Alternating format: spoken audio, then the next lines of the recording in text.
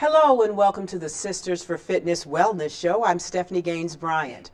Our guest today is Lin White. She's the CEO of LM Care Providers. It's a home care and nurse staffing agency. How are you and welcome? Thank you.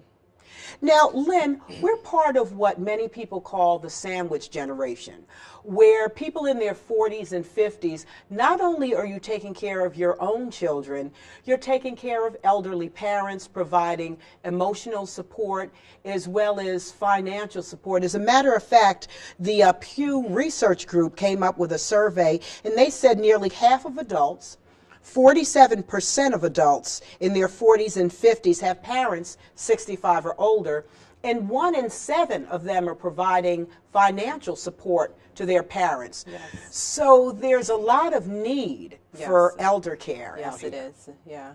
It's a huge need for elder care, and it is a financial burden for a lot of families who have their own families, and now they have to come take care of their mom or dad, and it could be stressful, and it's a lot.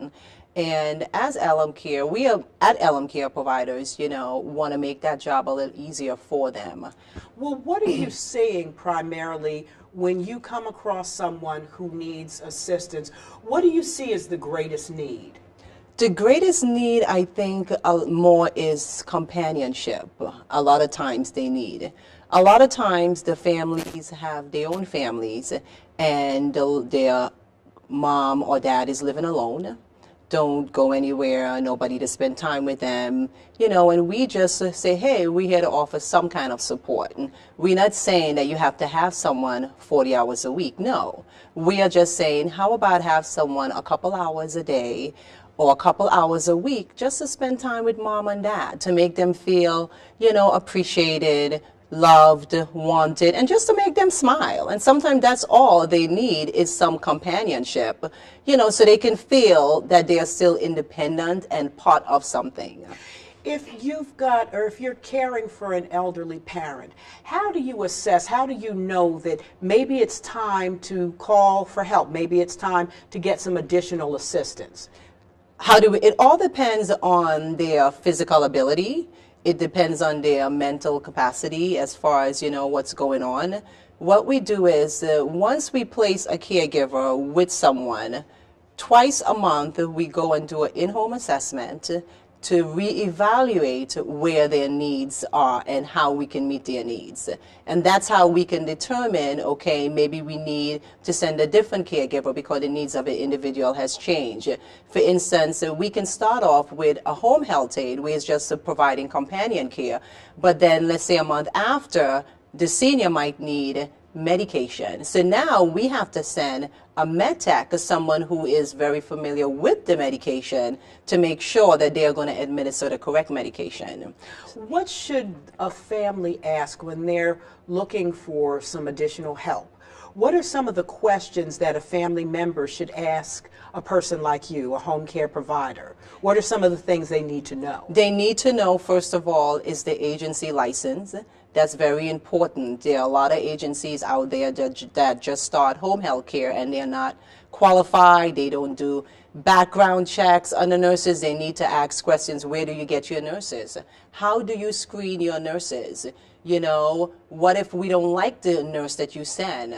Can we get another nurse? What are the fees? What if we can't afford, a certain amount? How can we get financial help for your services? But those are the questions parents, and loved ones need to ask an agency. And like I said, definitely make sure that agency is licensed by the state, because that's very important when you work with an agency. What happens in a situation where you have the children of this elderly person? They provide help. They come to an agency and they get somebody to come by and do whatever services are necessary. But the elderly person is resistant to care. Yes. What do you do? We've had situations like that. And what we do, myself or another staff, we will go to the home. We usually will make an appointment for a meeting, where it will be myself, one of the other staff, and the caregiver of course, the senior who is resisting care, and also the loved one who has reached out to us for care. And we talk to them and we say, hey, you know, don't accept getting help as a burden. I think the biggest fear for a lot of seniors, they feel like they're going to lose their independence when someone come in their home. They feel like someone is going to come and tell them what to do, when to eat. You know, we want them to understand it's okay to get help. And people get help at all ages. It's not just for seniors. Any age you can ask for help. And it doesn't mean having help or company is going to take away independence. So we just to try to convince them, you know, try our service, you know, and even if you don't like the caregiver, hey, we can send someone else. Well, it's like a dating game. It is, you know, yes. Matching the right caregiver Yes. with the person. So do you have a way of assessing who will be right for what particular? Yes, so what we do is we let the family give us as much information as far as the kind of individual they think their parent would like. Like, for instance, some families will say, we want to make sure the person could speak English clearly.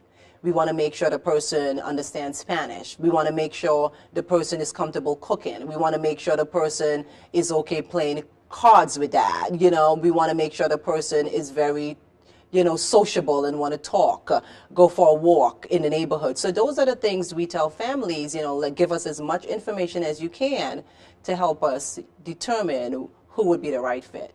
And sometimes it works and sometimes it doesn't. Yeah. You know, it doesn't always work, but, you know. The folks shouldn't get discouraged. Exactly. If it doesn't work that first Exactly, time. right. It may not work the first time. It may not work the second time. We've had situations where it didn't work first, second, and third. And the fourth person we sent, it worked. And we don't even know why it worked when we sent the fourth person. But it did. And you know, that's good. Right. But, you know, once we make them happy, eventually, that's all that matters. You know, once the family is willing to work with the agency, you know, we let the family know. It doesn't mean when we send a caregiver, this is going to be the right person. You know, they may not be the right fit, but we're willing to work with you as long as you want us to until we can make that person comfortable. A lot of families go into a situation where they're caring for a parent and it becomes a financial burden. Yeah. How do you work with families, or what's the best way, or what's the best advice to give a family who's concerned that if they do receive some sort of care for the parent, that it's going to bankrupt them? Is this something that can be covered by certain insurance companies, Medicare? How do you handle the financial situation? If you do have Medicare and Medicaid, depending on the kind of care the person needs, it can be covered. Now, it also have long-term care insurance that also can help cover costs for care. Another thing we tell families, for instance, this is an example. We had a family a couple months ago where the mom lived in an assisted living home. But it's an independent assisted living home, and it got to the point where she needed companionship. She needed more care and to have someone there Monday through Friday. But they can afford someone Monday through Friday, but she needed it. And we said, how about if you have mom move in with you? And then you could afford to get the care 40 hours a week. And that's pretty much what they did, because the assisted living home was costing, I mean, triple the amount as far as what we would charge. And another thing that the family came to find out, when mom did move in with them, didn't even need the care 40 hours a week. She was so happy just being there with the family and the grandkids and the excitement that her mental healing process took a natural course without not needing someone there 5 days a week. And the mental piece is so important, meaning Yes. if the person is happy with their situation, Yeah. making sure that the person is still connected to Yeah. family and friends. That's social really connection. important, because once she moved in with the family and loved ones, it made it easier to give her medication. She wanted to take the medication, where before she would fight us on the medication. She didn't want it. She was more comfortable with the caregiver, because the caregiver didn't need to be there every day, and she didn't think she needed a caregiver every day. But mentally, she was healing to the point where we knew she didn't need someone. And the daughter had noticed the difference. She said, oh my gosh, I wish I had taken her out of the home over a year ago. Wow. Because such a dramatic change in how she was progressing, living home. So, and I know that's a difficult situation. I know a lot of times for families, it's hard to move in mom or dad or both parents. And we are not saying for every family to do that. But I do think as family members, we do have to take into consideration that as our elderly people age, we do have to be more involved sometimes, even if we don't want to.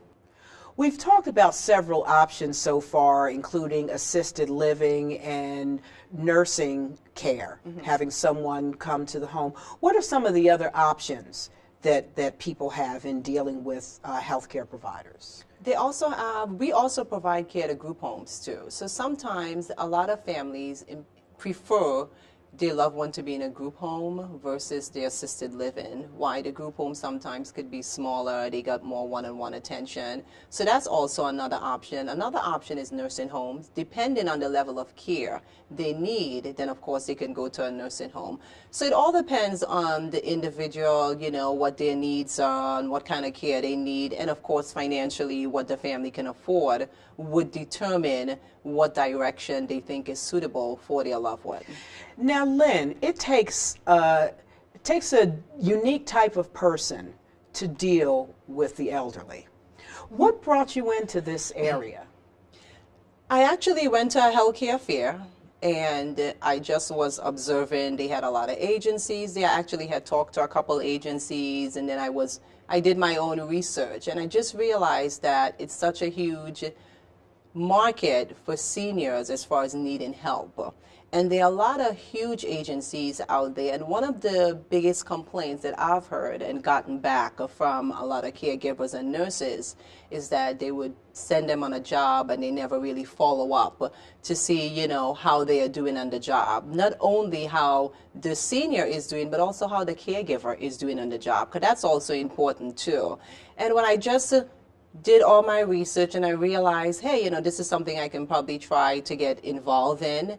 And, you know, I started going to more healthcare fairs, but only senior healthcare fairs, just to kind of get familiar with seniors, their needs. I also took a couple classes as far as learning a little more about Alzheimer's, dementia, and the different things that seniors come across. And then I say, well, maybe I should try this out and see what happens. You know, it's either I'm going to like it or I'm not going to like it. Yeah, absolutely. Yeah. Well, there's a difference between caring for a senior who has Alzheimer's and caring for a senior who has a hip replacement issue.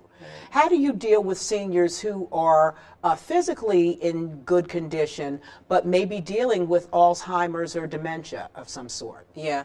In a situation like that, we try to make sure that the caregiver understand, you know, what the disease Alzheimer is and how to manage that. We also let the caregiver know, don't take it personal, you know, depending on what the elderly might say. Sometimes they get mean, sometimes they might even pinch, bite, you know, do things, and they forget a lot.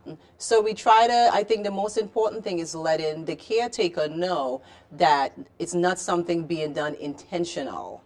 Whatever negative feedback that they are getting from the senior, it's not intentional. So just be patient, you know, call us if they need someone to intervene. And also as a caretaker, if you think the job is too stressful for you and you can't manage it, then don't stay on the job. You know? I guess that goes into what we were discussing earlier about making sure that you screen your personnel. Exactly, yeah, because we don't want to send a caregiver that has never dealt with an Alzheimer's patient. Then that's going to be a problem. They may not know how to manage when the person open the refrigerator, forgot it open, or just put the stove on and they forget the stove on, just things like that. So, you know, we just try to make sure it's the right fit. And like I said, sometimes it is and sometimes it's not. And sometimes we never get the right fit, you know, it just what it is too.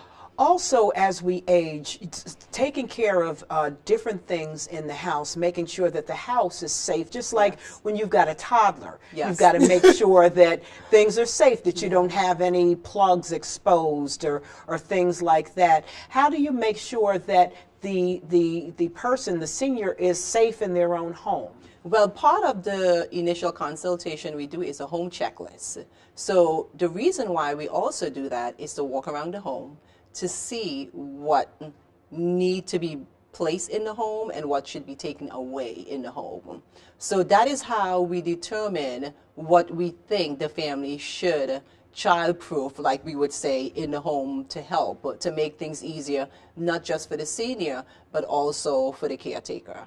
Yeah. And also, making sure their finances. I mean, I know you won't deal with the senior's finances, but I guess that's something that the child should know, to make sure that, you know, they're making sure they take care of the parents' finances, making sure the bills are paid, and all that kind of stuff, making sure that those things they could take care of in their younger years, that those are being well looked at. And because that is something we don't get involved in. We don't let the caregiver, you know, ever get involved in their finances or anything. So that definitely is something we always would let. Most of the times when we bill a client, is usually the mother or the father, or whoever, you know, is responsible for them. Yeah. Now, in making decisions for the senior, is it something that the whole family should come together and kind of powwow with, or should there be just one person who's in charge of making those decisions for the senior? I think it should be a family decision. I think so. If you have 3, 4 different siblings, I think yes, it should be a family decision, because a lot of time it's conflict. One child might say, hey, let mom come live with me. She doesn't need to live by herself anymore.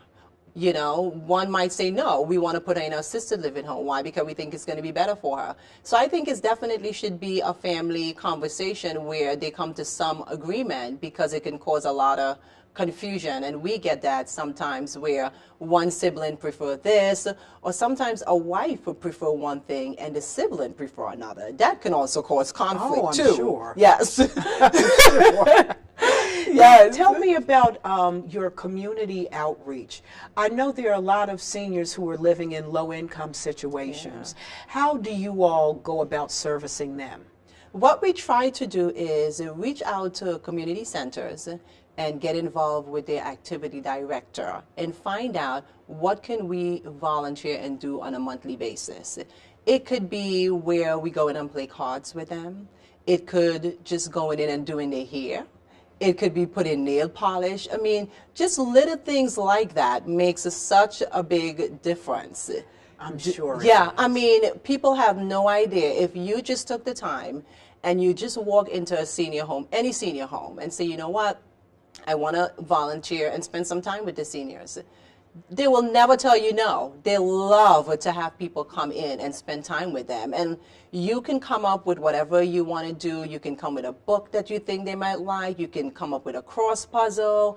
You know, anything that could involve a social interaction with them, they love it. You know, just to hang out with them. And I think people will realize that it's actually fun. Oh, yes. You know, you learn so much about them. You know, you sit with them. And they're walking history books. Yeah, you learn about who was a teacher, you know, what school she taught her, who have a PhD. You know, you learn about all the things that they were involved in when they were younger. I can absolutely tell you have a passion for this. Yeah, it's fun. You know, people have no idea. You know, it's exciting to meet with them and talk to them and just get an idea, an understanding of, at one point they were young like us. Indeed. And at one point they had dreams. Some of them dreams were accomplished. Some of them were broken. And here they are. We don't know where we're going to be in the next couple of years when we age. We have no idea. So it's good to just spend some time with different people from different cultures and really just listen to what they have to say. And you'll realize, just having a normal conversation, you would learn so much from a person. Now, we've talked about people who have Alzheimer's and dementia. What about folks with physical limitations? For example, my mother suffers from rheumatoid arthritis. And at this point in her life, it has really taken its toll on her to where she can barely walk.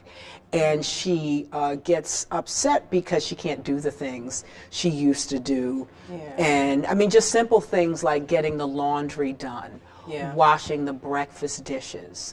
How can you make people feel, seniors feel like they're still useful. Maybe you can't do everything you used to do, but you can still be independent, live on your own, but you just need a little bit of help. Yeah. What we try to do is we will have a caregiver, and we do this a lot of times. We let the caregiver, when we go and we say, listen, this person just need, you know, some assistance. It could be just with getting dressed or putting on their shoes. And what we let the caregiver, you don't have to necessarily put their shoes on for them, but just be there around them and guide them so they don't fall. Doing that gives the senior independence to let them know, and it makes them feel, wow, I can still do this.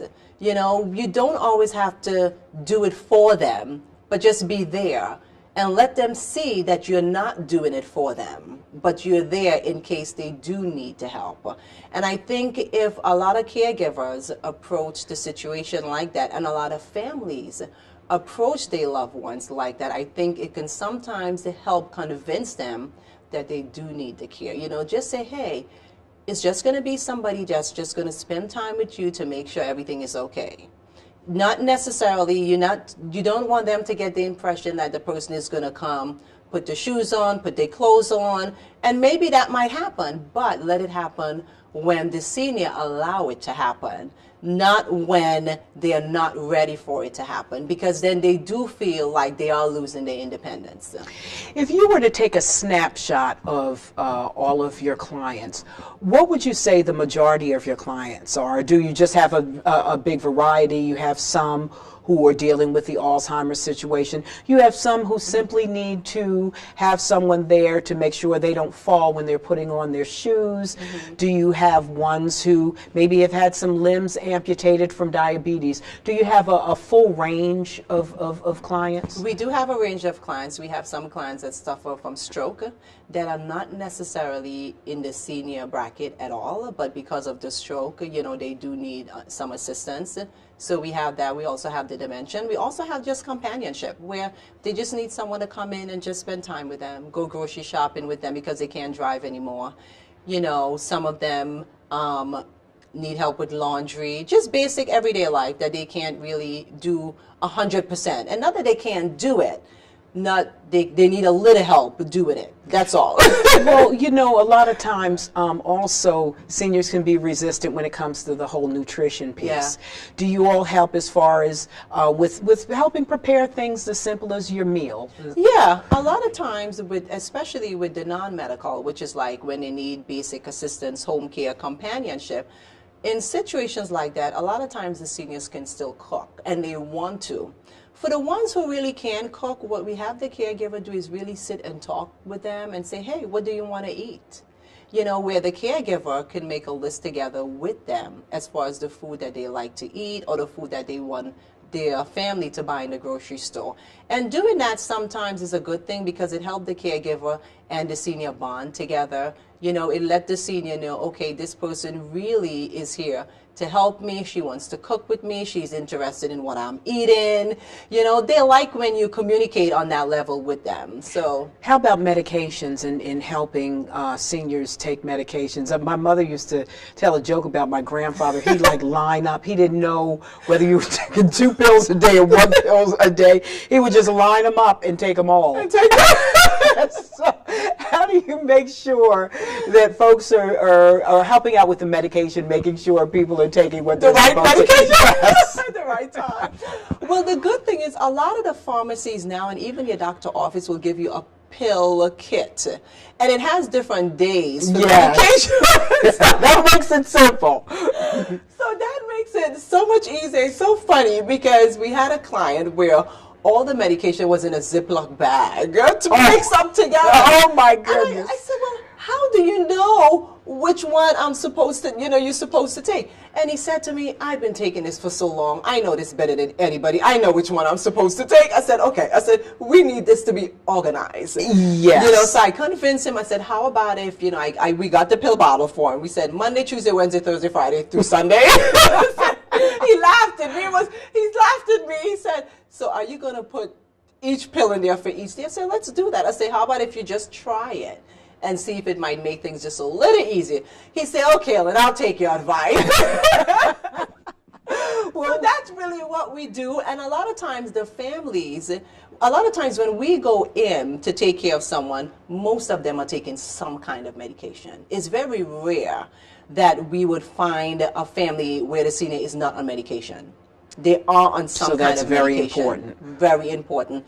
So a lot of times the families already have the medication sought out for each day, and they would just let the caregiver know, here it is, this is what you need to do. So that is really good, and we do appreciate that from all our families. Like, we've never met a family that didn't have the medication organized because they were already giving it to them before we came in to help. So that makes a big difference. Well, if you had advice to give, let's just say that there's a family and they are considering home health care for a parent, what would your best advice be to them when it comes to looking for the right match for the parent, and just finding, making sure that their parent is loved and cared for, not the way we can love and care for them, exactly, but as well as you can be taken care of outside of family? My advice to families would be, don't hesitate to reach out to,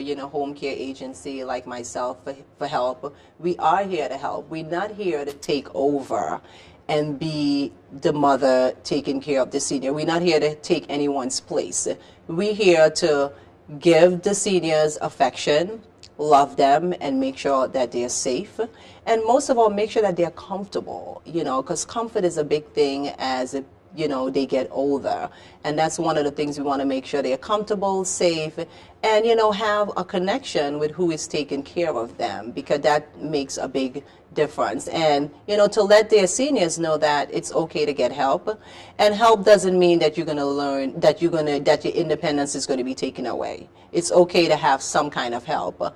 And, you can get help and bond with people, and just spend time. And that you do work in finding the right match. Yes. You're not just going to throw someone. Exactly, right. And a lot of times the families are very good at letting us know the kind of person they want, which is really good. A lot of times we don't even have to ask them. They will come out and say, you know what, my mom is A, B, and C. This is the kind of person we think would be a suitable fit. You just brought up a very, very good point as we wrap up the program about communicating, making sure that the family communicates with whatever agency they choose. Exactly. Communication is a big thing. Another thing that's also important that we let families know, please always let the agency know if anything has changed in the medical history of your loved one. Because sometimes it can be as simple as going to the doctor today and the doctor changed their medication. They not only have to inform the caregiver, because the caregiver will know, but they have to inform the agency, because we have to be on top of things like that too. Yeah. It's been an absolute pleasure. We've been talking to Lin White. She's the CEO of LM Care Providers. Thank you so much for joining us. And thank you for having me. And thank you for watching the Sisters for Fitness Wellness Show. I'm Stephanie Gaines-Bryant. Have a great day.